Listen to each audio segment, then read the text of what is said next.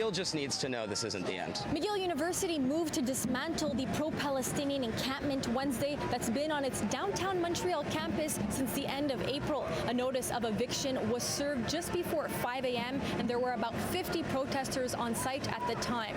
The school hired a private security firm to conduct the dismantling, and there was a heavy police presence on site to ensure safety. The police riot cops started arriving about 4:15 in the morning. We mobilized because we weren't totally sure what the plan was. As morning was breaking, it was 7 of us remaining. He was among the 3 people forcefully removed from the site. Encampment organizers say 2 were immediately released and 1 was seen being put into a police car. The SPVM says the 21-year-old man was taken into custody for allegedly assaulting a security guard. I mostly am feeling a lot of anger.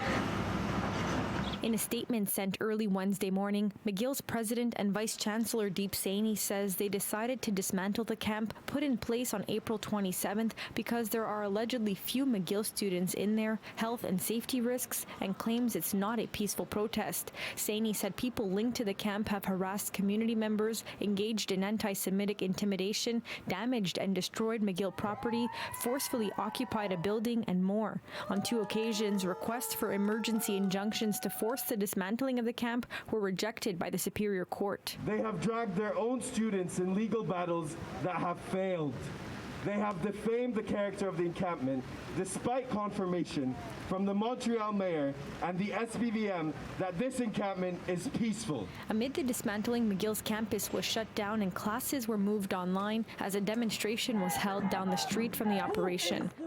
Protesters have been demanding the university cut ties with businesses they say are tied to Israel. McGill chose to defend its investments in the genocide in Gaza, and they chose it over the interests of their own students. By midday Wednesday, the encampment was almost fully dismantled with excavators on site and workers in hard hats who were gathering the encampment parts piece by piece, loading them up into a garbage truck. We can see stacks of pallets that were used in the encampment as well as mangled structures of tents. Every time they do this, every time they react with violence, every time they try to suppress us, it just lights the fire more.